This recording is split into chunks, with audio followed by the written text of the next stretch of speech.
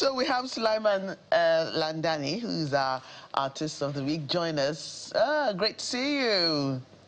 Thank you very much. Right, so is also called Boss Sulaiman, popularly called Boss Sulaiman, is a multi-talented Nigerian creative actor, musician, broadcaster, voiceover, a professional translator, and content creator whose work spans film, music, radio, and digital platforms. We've seen him, you know, in one of those controversial music video. He also acted a controversial part in a certain movie that we watched. Yes, yes. Very troublesome fellow. The movie is titled The Herd. He was Yakubu in that film, among a number of other things that he's done. Thanks for joining us this morning, Ladani. The pleasure is mine, definitely. I can see that. I can see that since the last time I saw you, you've grown a bit older. What's going on? Time passes. Time, right? How have you been, Ladani? I'm awesome. I'm great. I'm wonderful. I'm healthy. There's everything to be thankful for. Okay. Let's start from the obvious, right? We'll come back to the music because I know that you've always been a hip-hop head. But that movie, The Herd, first of all, how did you find yourself in that situation? I know you have some. I mean, I know a bit of you, but how did you find yourself as Yakubu? Well, I've always been into acting, and of course, I featured on Sugar Naija, MTV Sugar Naija, and so I guess my role over there spoke volumes because somebody suggested that they give me a call when the casting was happening. And they called and they sent me the script for me to audition. I'm here, I auditioned, I recorded myself, I sent it, and I heard that when Effiong saw my audition tape, he said, "This is the guy, let's use this guy." Okay. And what was the experience for you? Wow. Being on set is no joke. Usually people don't understand, but when you're acting, when you're an actor, when you go on set, it can be very trying, it can be very tedious, it can be very challenging. But for me, of course, I know the opportunity is one in a million. So I gave it my all. It didn't matter. I was somewhere in Abeokuta where that very scene happened, on the rocks. And so, yes, I just gave it my all, just say. Well, maybe one of the things that gave you the advantage is your radio experience, because you guys always have to create all of the acting in the ears of the listener for them to see. I learned from the best. Oh, really? Well, don't let's talk about that now because I know where you're going. Now, so what's been the feedback from that role? Wow. I guess that word should say a lot. Because the moment it went on, because it was in the cinemas, there wasn't much reaction on that because a lot of Nigerians don't really go to the cinemas for certain reasons. But when it hit Netflix and online, the digital platforms picked up and questions, interviews here and there. When my handle went out there, I started receiving requests. There were days I had to sit down at home and do nothing but just kept on accepting requests and responding to messages. It was big. It was big time. People kept on, Yakubu, you were this, wow. It's humongous. That's all I can see. Right, and how, in getting ready for, after you auditioned, really, and you knew what you were auditioning for, I'm talking about The Herd this time, what was going through your mind, knowing that, there are times when some of these movies, it's fictitious, but this is based on a true life situation, what happens in some parts of the country. And earlier we talked about insecurity and how it has spread, it's spreading from the regular northern parts into north central and parts of the southwest. So in your, knowing that these are real situations that you're acting out, how did you get into the role emotionally? When I went through the script, I read the script, and when I found out the role I was playing, who my character was playing, I realized that if I make an impact, it was going to send more of the message to the people out there, and people are going to understand this is what happens when, when in such a situation. But of course, my character's role is to deal with the culprits that were actually, dealing with kidnapping people and, doing all that mischief. So I decided, of course, I had to sink into the character. I see a lot of movies, and just sinking into the character being Yakubu, it's just a normal thing for me. Just read. I think it's inbuilt. When I say it's inbuilt, I'm not trying to say that I am a terrorist or I've been there. I'm trying to say that acting and just assimilating and embodying the role comes with the talent. And so that's what I just did. Read the script, and I decided this is, of course, an Effie, the director. I remember when after a few scenes, a few shots of that very scene, he said, "Are you okay with this? Because this might be your only scene on the movie. Are you okay with this? This is what I want you to understand, that if this thing goes out and hits Netflix, it might go global." So I said, "Well, let's take it again. Let's go back."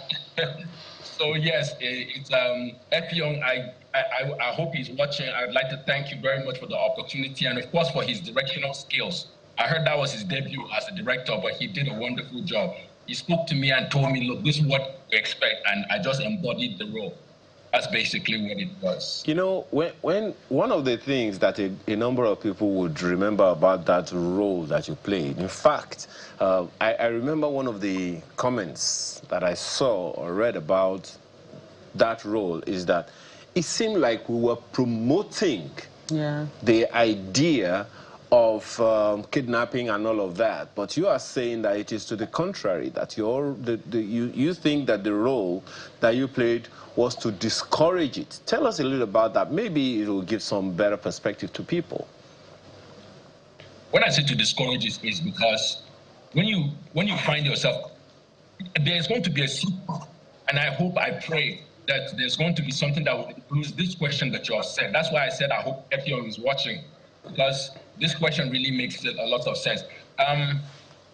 My opportunity over there was to actually just impact, let them know how terrible these people really are, and being a Fulani person, usually the word is herdsmen, and what you hear is Fulani herdsmen, Fulani herdsmen. There are other people who are actually herders out there, but Fulani. So my impact was to actually just to nail that role very well, so that people will actually understand that this is what happens when they find themselves in situations like that. And I'm like, once again, I'm hoping that the sequel is going to involve more of such roles, so that I'll be able to really pass the message better. And the scriptwriters also, they need to do more work in passing that. And of course, the police officers over there played a wonderful role, because they did their own part, the investigation and everything. Just really took the message home for me, and I hope that people, got the message. What I find very interesting in that movie, having seen it, and particularly the fact that some of the things that you've also said now, is the fact that people need to appreciate that this whole herdsmen thing, or this whole kidnapping ring of a thing, is not just about the criminals themselves. Sometimes that movie depicted that sometimes there is collusion of security operatives in there. Well, those who have not seen it, go look at it. But let's also talk about another wing of your life, which is music. I know that my producers are still going to play that song, and I know that you've always had a hip-hop head. How is that going? Well, I would like to, Mr. Max, I've tried to let it go. I've tried, seriously, I've tried to let it go. I'm like, dude, you're getting older. Look at you, you're getting all gray and stuff like that. You got kids, you're a family man, But it wouldn't let me be. It just won't. I realized that talent is a spiritual thing. It's not physical. It's not a physical thing. It's a spiritual thing. And so as you improve, in fact, the talent improves with you. And sometimes in the middle of the night, I'll wake up with ideas, lines in my head. I would just say, okay, let me just type this down. Let me just write these 4 lines so that I don't forget them by morning. And before those 4 lines, before I finish writing them, 4 more lines come. And I realized that this thing just keeps getting worse. So I can't let it go. As it is not letting me go, I can't let it go also. So that's just why I'm still into music right now. Very interesting. So how far do you intend to take that part? Because I know that if you wanted to take it far over the years, you would have. So how far do you want to take it this time? I have been trying. You know, but the one-man army does not really rock anymore because you need finance. You need people to come in. It's an organizational thing. You know, the sponsors, the producers, the directors, everything has to come in play for one to happen. When you see one artist really making it big over there, there is a whole team behind them. Yeah. And let me just say that on the northern parts, they don't really see music as a good thing, and there's a lot of discouragement about music, and so not a lot of support over here. But back there in Lagos, wow, you know, and I haven't got that recognition, that support yet. But if it does come, if it doesn't, no problem. I'll keep on pushing until I'm 6 feet deep. As long as if I have the opportunity to bury me with a microphone, because wherever I'm going, I'm an artist over there. Right, and what inspired you, you know, to take up rap fusion? Now that you were trying so hard to get out of it, but it keeps pulling you back. What was your first inspiration to get into it? I found myself. I grew up. I realized that I'm a human being right here in Jos. As a kid, at the age of 7, hip hop was already locking the whole place down, and everywhere in Jos has always been a musical atmosphere. And so as a kid, there's a lot of music, and I realized that growing up as an orphan, when my uncle's wife would beat the shit out of me, I would go and find myself a place to hide.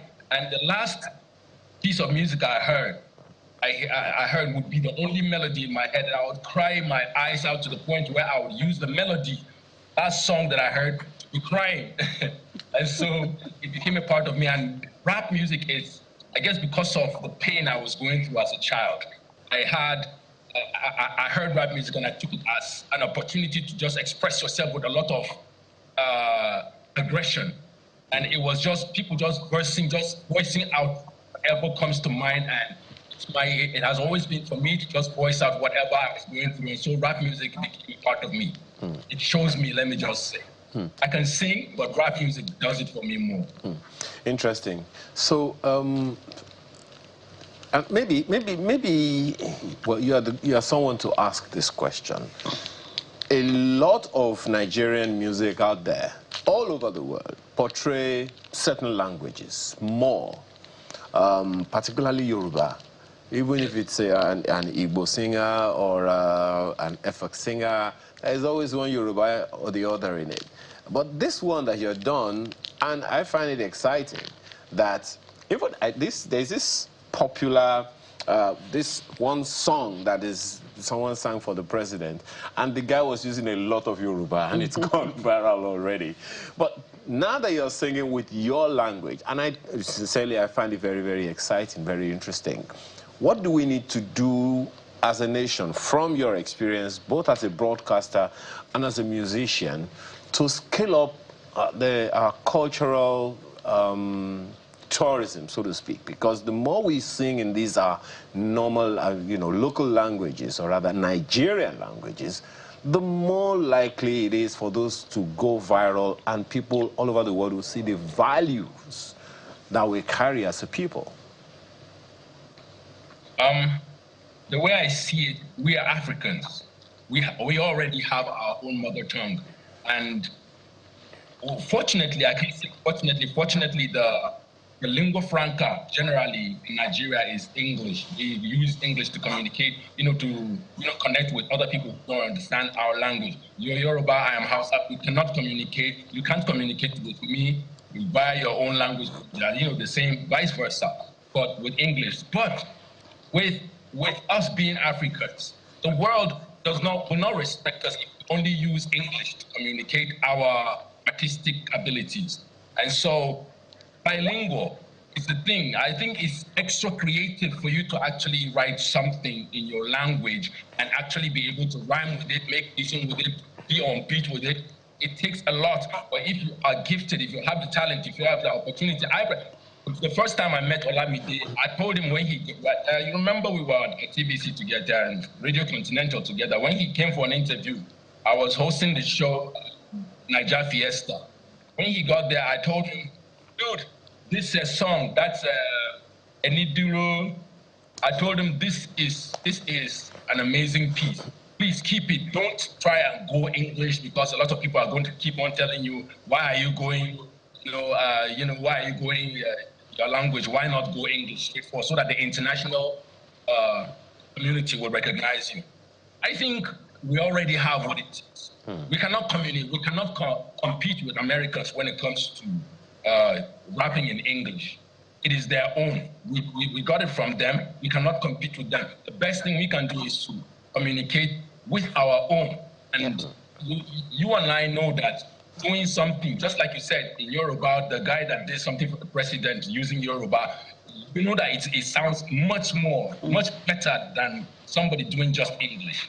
I don't have any squams or any beef with anybody doing just English, but I think it's extraordinary for you to use your own mother tongue. Absolutely. To place out there and really communicate. Certainly. Absolutely. Oh, Absolutely. fantastic. Thank you so much for joining us this morning. Don't worry, I'm not going to ask you what next because I know what's next. More acting and more music. We appreciate your time this morning. Bossman, multi-talented Nigerian creative, actor, musician, broadcaster, voiceover professional, translator, content. Only you. Only you. That's what Nigeria has to be. Thank you so much for your time this morning, Sulaiman Ladani, and we wish you all the best. We hope to hear more about you shortly. Thank you very much, sir. Absolutely.